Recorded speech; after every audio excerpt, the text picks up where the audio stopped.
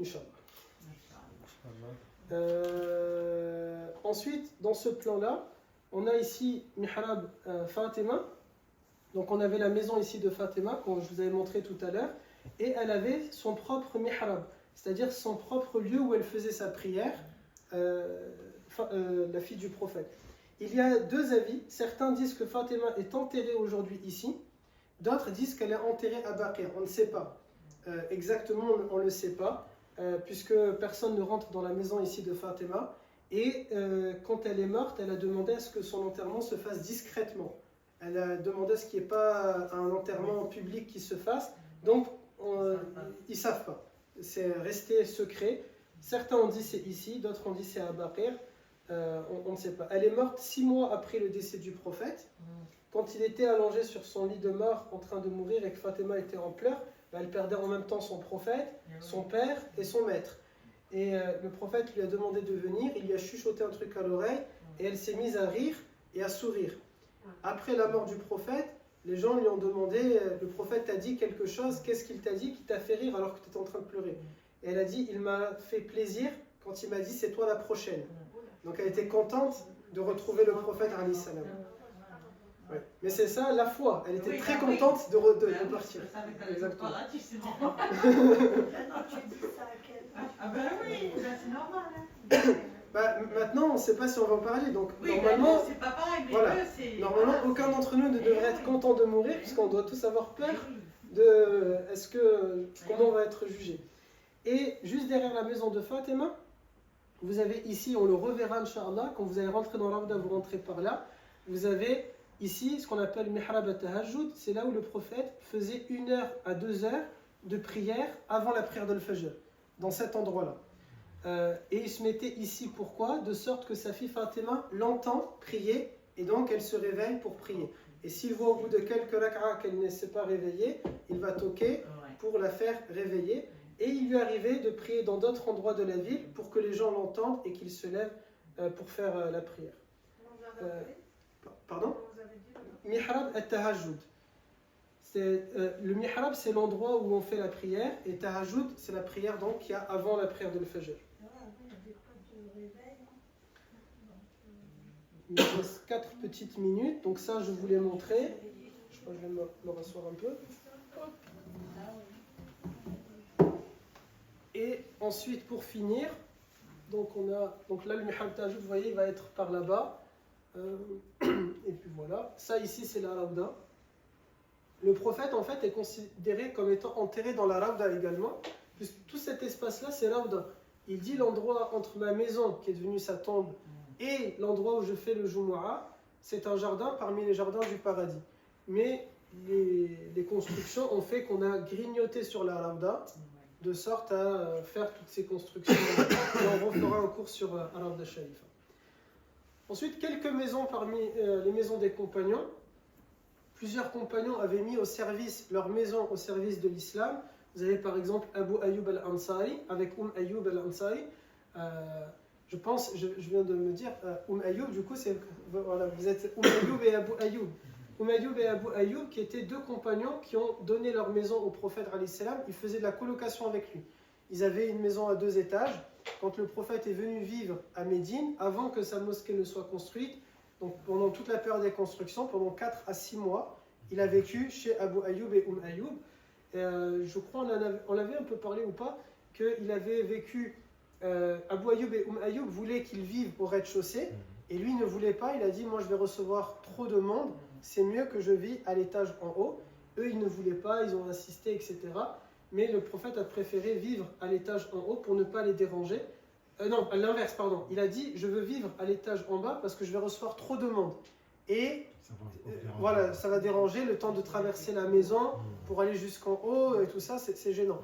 Mais eux, ils ne se voyaient pas vivre en haut du prophète. Regardez l'amour, le respect qu'ils avaient. Vous savez que certains compagnons, ils n'osaient pas, par exemple, quand ils sont dans la mosquée, c'est quelque chose qui est joli aussi de faire, étendre les jambes vers la tombe du prophète. Puisque de son vivant, il n'étendait pas les jambes devant le prophète alayhi salam.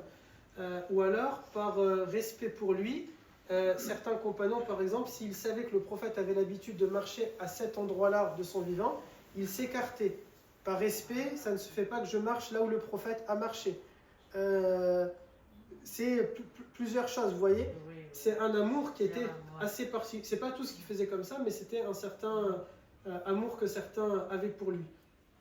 Vous avez Bayt Ramla, Ramla qui est une sahabiya, une compagnonne, elle s'appelle Ramla bint al-Harith al-Najariya, et elle a fait que sa maison, elle servait de prison. Il n'y avait pas de prison à l'époque, et donc elle avait une très grande maison, et elle a dit, ma maison peut servir, une partie de sa maison, un centre de détention. Vous avez Bayt Abdurrahman ibn Auf, un grand compagnon, il a fait que sa maison c'était Dar ad-Difan, c'est en gros un hôtel, mais gratuit, une maison d'hôte. Quand le prophète recevait des invités d'ailleurs, des compagnons qui venaient du Yémen, de Syrie, etc., ils pouvaient dormir chez Abdurrahman ibn Auf. Vous avez Urwa ibn Abi Aj'ad, il avait une grande écurie, il avait beaucoup de chevaux. Il faisait que tous les chevaux de l'État, donc tous les chevaux de l'armée, ils restaient chez lui. Vous avez et Abu Saïf, deux compagnons, c'était une garderie. Leur maison à Médine, c'était la garderie. Quand les compagnons ou les compagnons partaient au service de l'islam, il fallait garder leurs enfants, ils les mettaient là-bas. Et vous avez par exemple Bayt Suwayd ibn al-Muqarrin, sa maison, elle servait de lieu de vente pour les vêtements. Ça, c'est au début, quand le prophète va arriver à Médine, il va déclarer l'État musulman, le premier pays musulman, mais ils ne sont pas encore totalement majoritaires. Donc l'État n'a pas le temps de tout organiser et il fallait donc, avant de... C'est un peu comme si maintenant un État va se créer et on n'a pas le temps, le budget pour construire une mairie, ben on va faire la mairie chez les GIR, on va faire l'école chez les Kesbi, on va faire l'hôpital chez l'UCEF, etc., etc. Donc c'est plutôt de cette manière-là qu'il faut le voir. Ces maisons des compagnons, si je reviens ici comme ça en arrière, ils étaient de partout ici, tout autour, tout ça c'était le centre-ville. Par exemple, la maison de Abu Ayyub al-Ansari, elle était ici, à peu près. Donc là, le prophète a vécu ici pendant 6 mois. La maison de Abu Bakr, on l'a dit tout à l'heure, elle est au niveau des portes là-bas. Tu peux montrer Reda? On voit la porte, voilà, à peu près de ce niveau-là. Vous avez la maison de Talha, par exemple, d'un autre côté. Donc il y a quelques endroits comme ça où on sait où est-ce qu'il y avait des maisons. Fut un temps, en fait, vous voyez, comme ce bâtiment-là, c'est pas du tout une maison de compagnons, mais là c'est des sanitaires et tout ça. Mais fut un temps, il y avait encore les maisons de certains compagnons. Ils les avaient laissées et puis ensuite ils ont tout rasé pour faire l'esplanade. Mais quelques emplacements, quand on ira là-bas, Inch'Allah, je vous les montrerai. Au moment où on marchera sur cette esplanade, je pourrai vous dire, ici il y avait la maison d'un tel ou la maison d'un tel. Du coup, si par exemple je vous montre en vous disant la maison, hop, c'est pas ici. Donc, ici en vous disant il y avait la maison de Ramla, du coup vous pourrez vous souvenir, ah oui, Ramla, Al-Najariya, c'est celle que, et ainsi de suite, pour Abdurrahman ibn Auf ou encore pour Abu Ayyub al-Ansari. Est-ce que vous avez des questions? Moi j'ai respecté le temps, à 2 minutes près. Alhamdulillah. Ok, bon, alhamdulillah alors. Alhamdulillah. Plus ça approche et plus. Et du contenu?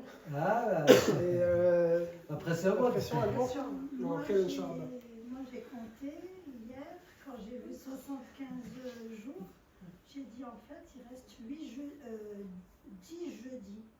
10 jeudis. Oui. 10 semaines. Parce que, en fait, j'ai compté ça jeudi, je crois. Qu'est-ce que tu dis? 72 jours. Jeudi, quand j'ai vu. Ah, je croyais que tu me disais jeudi, mais j'attendais que tu dises. Non. 10. Ah, jeudi. Que normalement, il y a 4 jeudis en principe. Enfin, et il reste 2 mois et demi. Donc, j'ai dit maintenant, quand j'irai travailler le jeudi, je me dirai pas, il y a un jeudi qui est passé. Il reste encore un jeudi qui est passé. Oui, ben moi je compte. Pour les 3 mousquetaires là-bas, levez la main. 39 jours. Inch'Allah. Ils vont venir avec nous? Non, ils devaient et ils partent avant vous. Ah, ils partent avant. D'accord. À cause de la fac. Pardon? Non, ils rentrent. Je pars avec eux, je rentre et après je repars avec vous. Ils ont la fac, ils ne peuvent pas cette période-là. Ou alors moi je reste là-bas et je vous dis rejoignez-moi finalement.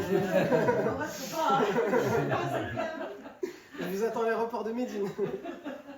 Et mes grands, ils s'occupent de vous pour l'avion et tout ça. Les garçons, on fait confiance aux garçons, ils ont l'habitude. Voilà, c'est bon. Donc il n'y a pas de souci. Allez, c'est bon, on fait ça? Voilà, il a raison, hein, monsieur Casby. J'économise l'avion, aller-retour. Les places de parking à Marseille, elles sont prises. Ça y est. Payer l'hôtel. Ouais, c'est vrai, je dois payer l'hôtel. Non, je vais gratter chez un ami, je vais dormir là-bas. Ouais, là-bas, tu sais. Avant, maintenant, je crois même au Maroc, ils le font plus. Mais avant, à l'époque, je me rappelle, les joueurs, ils restaient ouverts toute la nuit. Les gens, il y en a qui dormaient là-bas. Même là, la mosquée, elle est ouverte toute la nuit. Ah, oui, Elle est ouverte. elle ferme pas. Non, elle ferme pas. Au Maroc, ils ferment. Ah oui, vous pouvez rester. Si vous voient juste allonger, ils peuvent vous dire de Oui, vous lever. Et parfois, ils vous laissent allonger. Ouais, il y a ça, il y a aussi les. Ah oui, depuis tout à l'heure. Oui.